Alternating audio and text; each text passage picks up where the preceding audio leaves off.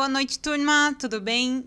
Então, nós estamos vendo sobre a bioquímica da nossa urina. Nós começamos a ver a sedimentoscopia, que é um exame laboratorial feito na urina para identificar os sedimentos presentes dentro dessa urina. Na aula passada, a gente viu ali a presença do sangue, de leucócitos, de células epiteliais. Hoje nós vamos estar vendo, então, a presença dos cilindros, tá? Por que hoje a gente só vai ver os cilindros? Porque existem muitos cilindros, muitos tipos de cilindros, e a gente vai estar estudando cada um dos tipos de cilindros existentes, tá? Então, primeiro a gente precisa saber quem são os cilindros, tá? Os cilindros, o seu nome já próprio já diz, ele tem uma formação cilíndrica. Eles são formados na luz dos túbulos renais, tanto distal quanto o coletor. E isso vai ocorrer, tá, a presença deles devido a uma acidez, tá, urinária nesses locais. O seu principal componente desses cilindros são a proteína chamada de Tan-Horsfall. Ela vai ser secretada também nas células tubulares. Então, essa formação desses cilindros só vai ocorrer quando houver, então, a precipitação dessas proteínas dentro dos túbulos renais. E quando ocorrer essa precipitação dessas proteínas, elas podem estar se juntando, tá? Se aglutinando com outros tipos de elementos, podendo ser hemácias, leucócitos, células epiteliais. E isso vai dar uma forma, tá? Uma estrutura diferente para esses cilindros. E a gente vai estar identificando eles agora, ok? Então, antes da gente ver sobre os tipos de células renais, a gente quer destacar alguns pontos, tá? Fundamentais para a gente saber sobre esses cilindros. Primeiro, eles são exclusivamente renais. Segundo, ele é formado ali no interior da luz do túbulo, contorcido distal e ducto coletor, isso ali dos nossos rins, tá? Tem formas, lados paralelos, extremidades arredondadas, podem ser enrugados ou contorcidos. Então, a sua aparência ela pode ser influenciada pelos materiais presentes nesse filtrado e também pelo tempo que elas permanecem nesse túbulo. Então, isso pode estar diferenciando essa morfologia, tá, desse cilindro.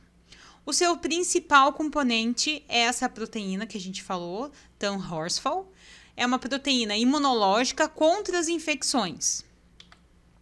Então, vamos ver os tipos de cilindros. Então, nós temos aqui o cilindro hialino, hemático, leucocitário, bacterianos, epiteliais, granulares, sério, adiposo e largo.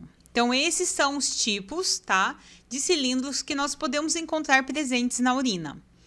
O hialiano, ele é uma secreção tubular da proteína Tan-Horsfall que se agrega às fibrilas, tá? A sua maior parte, a sua maior quantidade, tá, vai ser essa proteína.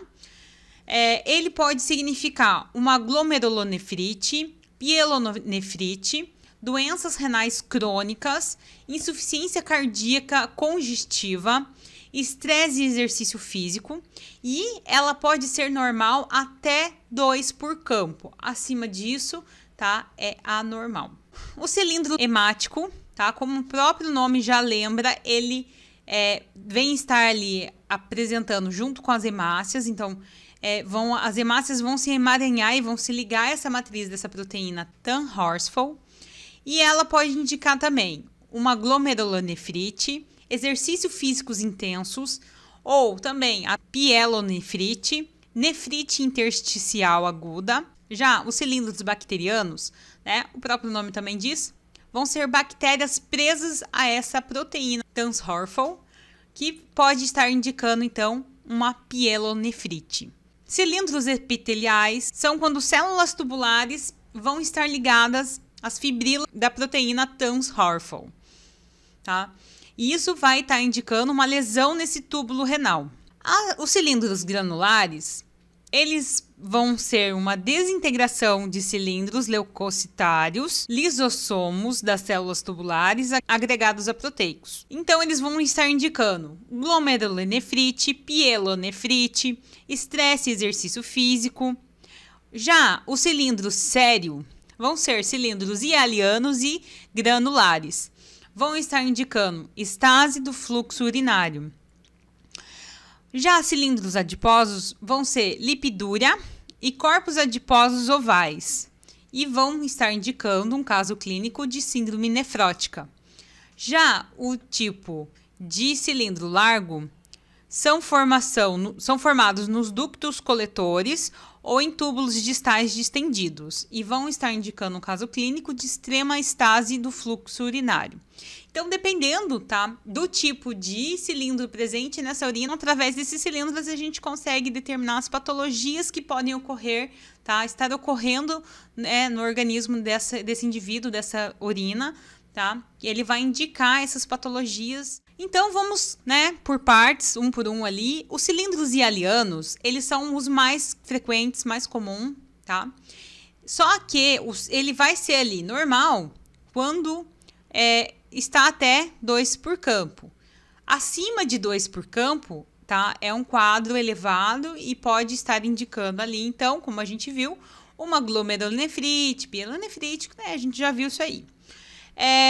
Eles são incolores, eles precisam, para ser examinados, ter uma baixa luminosidade, porque como eles são bem transparentes, pode ser que a luz ofusque, tá?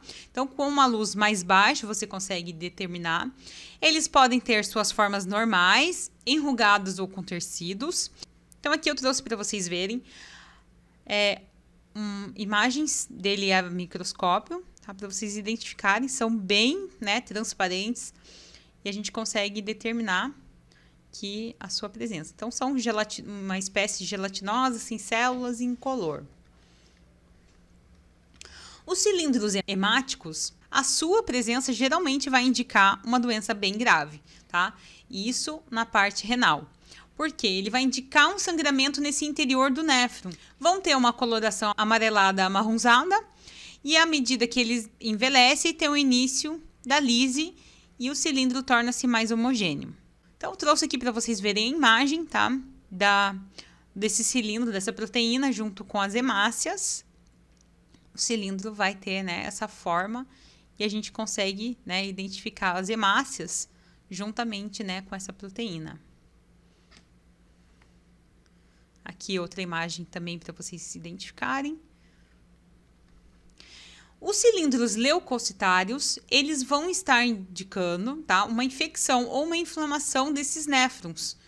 Por isso, né, os leucócitos estão ali presentes nesse local para fazer a defesa desse local. Então, por isso que eles, às vezes, aparecem então ali. Então, ali vai precisar ser realizada uma cultura microscópica e também pela coloração de Gram para a sua identificação. Então, aqui para vocês analisarem, tá? Ele presente na urina. Os cilindros epiteliais, eles vão estar relacionados a uma lesão tubular e eles podem conseguir ser distinguidos dos leucocitários por ter uma existência de um núcleo redondo. Então, aqui a gente consegue determinar um núcleo redondo. Vocês conseguem perceber isso? Tá? Então, ele é diferente dos leucocitários. Aqui, os epiteliais. Os cilindros granulares, quando ele não tiver uma origem patológica, ou seja, não veio de uma doença, de um problema, tá? Ele vai ser pela presença desses lisossomos que são excretados pelas células dos túbulos renais. Então, durante o metabolismo ali, tá? Normalmente, pode ser que tenha essa excreção desses lisossomos. Quando estiver relacionado a patologias, vão estar ligados à desintegração dos cilindros celulares e de células tubulares. Podem conter também agregados, tá, proteicos que vão ser filtrados lá no glomérulo, tá, ali na parte ali dos nossos rins. E isso pode fazer, tá, com que esteja identificando, então, que há ali uma glomerulonefrite, pielonefrite, ou também, às vezes, por um excesso muito grande de exercício físico, tá, a gente consegue identificar, então, essa presença, tá, desses cilindros glanulares. Então, aqui para vocês analisarem, tá, a imagem dos cilindros glanulares. aqui quando há desintegração das células epiteliais dos túbulos. São bem parecidos, né? Mas vocês conseguem analisar a diferença entre eles, tá? Cilindros sérios, eles vão ter uma textura rígida, por isso eles vão se fragmentar, vão se quebrar no momento em que ele passar pelos túbulos renais. Então, ele vai ter uma estrutura de placas rompidas, tá, na superfície da proteína. Vai se analisar, então, essas, tá, estruturas rompidas na base da proteína, que vai determinar, então, esses cilindros sérios. Os cilindros adiposos são encontrados juntamente com corpos adiposos. Eles vão ter seu formato ovais e vão provocar lipidúria. Isso quando tiver ali, né, por exemplo, uma síndrome nefrótica nesse indivíduo. Vai ser possível analisar porque junto com a proteína vai ter gotículas de gordura com coloração marrom e amarelada. Então, a gente consegue analisar aqui, né? Ó, a proteína com gotículas de gordura, tá? Aqui também. Então, pessoal, essa foi nossa aula de hoje sobre a existência, os vários tipos de cilindros na urina. Eles são bem semelhantes, assim, pela foto é difícil a gente mostrar para vocês, mas eles têm as suas diferenças. É fácil de identificar ali as suas diferenças entre si. Isso, né, visualmente ali no microscópio, isso vocês vão estar vendo na aula prática. Mas o importante da gente saber agora é os tipos que a gente tem, né, qual a formação desses cilindros, né? Por exemplo, a proteína com a ligação desses tipos, tipo hemácia, leucócitos, tá? Células epiteliais. E isso tudo é muito importante para a gente saber os tipos e patologias que esses cilindros presentes na urina podem estar identificando, tá? Então, isso é o primordial para a gente saber. As imagens são mesmo para a gente, só para a gente ter uma leve noção de como são encontradas, tá? Mas a princípio, tá? Vocês têm que estar sabendo essa parte de formação, do que é formado esses cilindros e as patologias que eles podem estar ocasionando, ok?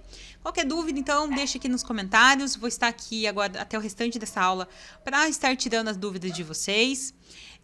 Se também tiver alguma dúvida sobre atividade ou qualquer outra coisa, pode estar mandando por e-mail também. Então, eu fico com vocês, pessoal. Um bom restante de aula e boa noite para vocês.